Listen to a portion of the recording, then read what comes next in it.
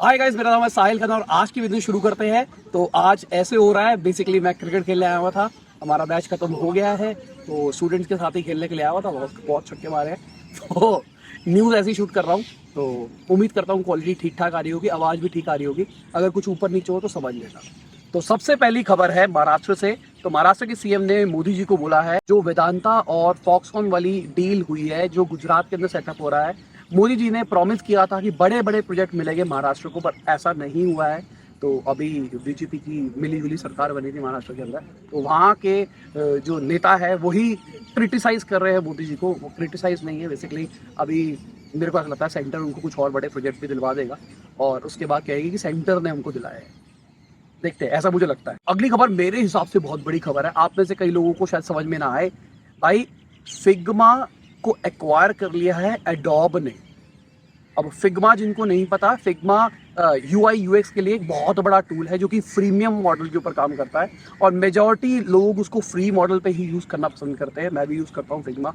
मेरे को फिग्मा जब समझ में आया तो मेरे को बहुत ज़्यादा एडवांटेज मिली। मेरे बहुत सारे काम थे जो गलत तरीके से मैं करता था, मुझे समझ में आया। कभी बात करेंगे इसके बारे में।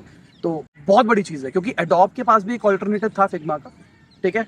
अब उन्होंने फिग्मा भी खरीद के एक तरह से मोनोपोली बना ली है अपनी मार्केट के अंदर। पर कहानी ये है, जब ये डील की बात आई है उसके बाद में एडोब के रेट घटे हैं। $20 बिलियन में खरीदा, मार्केट कैप $30 बिलियन घट गई। अब इसका रीजन ये कहा जा रहा है कि घटी इसलिए है क्योंकि उन्होंने ओवर वैल्यूएशन के ऊपर कंपनी खरीदी है। तो जो लोग फिग्मा यूज करते हैं नीचे कमेंट में बताना कैसा लगता है आपको फिग्मा। और अगर कोई एडोब एक्सजी वाला है, मतलब जो मैं बता रहा हूँ एडोब वालों का जो ऑल्टरनेटिव है, अगर कोई एडोब एक्सजी वाला है तो वो भी बताना। और बताना किसको कौन सा ज़्यादा अच्छा लगता है, या फिर आप स्केच वाले हो। थोड़ा टेक्निकल हो गया, कोई दिक्कत नहीं। आपको नए 3 टूल बता दिए मेरे यूआई यूएक्स के। अगली खबर, रॉयल एनफील्ड की जो पेरेंट कंपनी है उनकी मार्केट कैप 1 लाख करोड़ से ऊपर पहुंच गई है और ये बड़ी खबर है। बेसिकली इनका कहना था कि जब कोविड सिचुएशन आई थी उस टाइम पे बहुत ज्यादा इंपैक्ट पड़ा था इनकी सेल के अंदर, पर अभी रिकवर होते हुए दिखाई दे रहे थे और मार्केट की शेयर की प्राइसेस भी बढ़ते हुए दिखाई दी। अगली खबर, श्रीलंका के टॉप लेंडर्स की लिस्ट निकल के आई है और इंडिया उसके अंदर टॉप कर रहा है। अभी के टाइम पे श्रीलंका ने मार्केट से $968 मिलियन लोन के तौर पे ले रखे हैं 22 के अंदर, और उसमें से $377 मिलियन इंडिया ने दिए, मेजॉरिटी अगर देखा जाए तो इंडिया नेबरिंग कंट्रीज को सपोर्ट कर रहा है। और ये कोई कह सकता है कि शायद लोन इसलिए भी दिया गया है क्योंकि बहुत ज्यादा श्रीलंका के ऊपर चाइना का दबाव आ गया था। चाइना ने बहुत सारा लोन देके बहुत सारी चीजें वहां पे बना ली थी, तो इंडिया शायद लोन देके अपने आप को कुछ बढ़िया करने की कोशिश कर रहा है। थोड़ा जियो पॉलिटिकल एंगल है इसके ऊपर, पर शायद हो सकता है कि ऐसा रीजन। अगली खबर बायजूस की है और बायजूस के थोड़े बुरे दिन चल रहे हैं देखा जाए तो। अभी कुछ टाइम पहले ही उनका लॉस रिपोर्ट हुआ और बहुत ही ज्यादा गंदा हाल हमको दिखाई दे रहा है। अभी आकाश उन्होंने खरीदा था और अब उन्हीं के पास खाली 8 दिन बचे हैं ब्लैक स्टोन को 2000 करोड़ रुपया देने के लिए। 2000 करोड़ रुपया देना उनको अभी, और पता नहीं कब देंगे, 8 दिन में देंगे या नहीं देंगे, वरना आकाश वाली डील का बहुत बड़ा बवाल हो जाएगा। ये भी एक फ्यूचर ग्रुप वाला सीन हमको निकल के आएगा अगर पैसे नहीं दिए जाते। और रिपोर्ट्स की अगर मान के चलते हैं तो जो बायजूस की ऑडिटेड रिपोर्ट है वो जो प्रिडिक्टेड थी उससे कम है। मतलब ज्यादा डेटा क्या लग रहा था पर उससे कम आया है। और इसका शायद वही भी रीजन हो सकता है जो कल बायजूस जी ने बताया था कि कल वाली न्यूज देख लेना, उसके अंदर मैंने डिटेल के अंदर चीज एक्सप्लेन करी थी। उन्होंने नई अकाउंटिंग पॉलिसी रखी है, उसके चक्कर में ऐसा हो रहा है। अगली खबर हमारे रेवेन्यू सेक्रेटरी की है। तो उनका कहना है जो जीएसटी कलेक्शन है वो अक्टूबर के महीने में 1.5 लाख करोड़ से ऊपर पहुंच सकती है और ये अच्छी चीज है। कॉन्स्टेंटली अगर हमको जीएसटी कलेक्शन बढ़ती हुई दिखाई देगी तो इनडायरेक्टली गवर्नमेंट के पास में टैक्स कलेक्शन आएगी और शायद वो देश के डेवलपमेंट में लगा पाए। अगली खबर शेल की है। तो शेल 10,000 से ज्यादा ईवी स्टेशन लगाने वाला है 2030 तक इंडिया के अंदर, और ये बहुत ही अच्छी चीज़ है अगर देखा जाए तो। अब मेरे पास ईवी गाड़ी है, मैंने वीडियो भी डाली थी, अभी गाड़ी आ गई है मेरे पास, अभी टेस्ट करने के लिए उन्होंने मेरे को दिया है, कहते आप चेक करके देखो। मुझे ऐसा लगता है कि वीडियो बनाने से शायद एक एडवांटेज तो ये हुई मेरे को, गाड़ी तो वही दी है उन्होंने, कोई गाड़ी नई नहीं दी है, पर एडवांटेज ये हुई मुझे ऐसा लग रहा है कि एकदम नई गाड़ी वाला एक्सपीरियंस है। बहुत सारी ऐसी दिक्कत थी जो कि मुझे लगता था कि वो ईवी की दिक्कत है, पर वो बहुत बेटर हो गया। मतलब जो स्टीयरिंग था वो बहुत अच्छा हो गया। पहले बहुत ज़्यादा टाइट हुआ करता था, अलाइनमेंट हमेशा लेफ्ट की तरफ जाती थी गाड़ी की, और पहली सर्विस दूसरी सर्विस सब में मैंने कंप्लेन करी, वो हमेशा ही लेफ्ट जाती थी।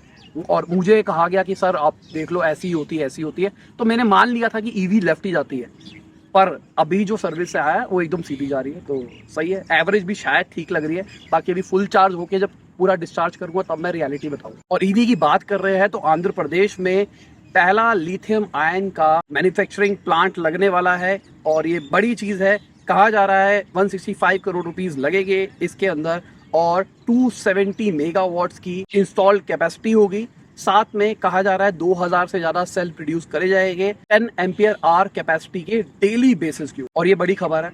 और अगर मैं हमारे पावर सेक्रेटरी की बात करके चलता हूं तो उन्होंने कहा है कि सब्सिडीज मिलेगी अगर आप ईवी के इंफ्रास्ट्रक्चर में हेल्प करोगे, मतलब अपने चार्जिंग स्टेशन लगवाते हो तो गवर्नमेंट सब्सिडी देगी और ये देती है। अब मैंने स्टैटिक के फाउंडर के साथ में फाउंडर अनफिल्टर्ड किया था, उन्होंने पूरा बताया था कितनी सब्सिडी देती है, क्या होता है क्या नहीं होता।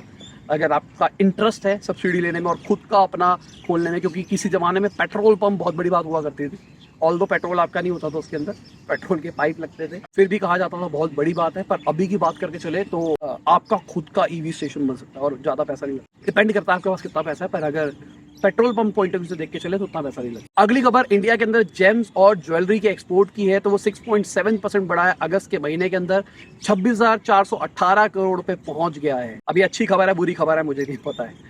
अगली खबर फिच रेटिंग की है और उन्होंने हमारी ग्रोथ फोरकास्ट को कम किया है। पहले 7.8 कहा था, अब वो 7 का है। तो जितनी हमने भी पहले प्रेडिक्ट करी थी उससे कम ही आई है। आरबीआई ने जो प्रेडिक्शन दी थी उससे कम आया है।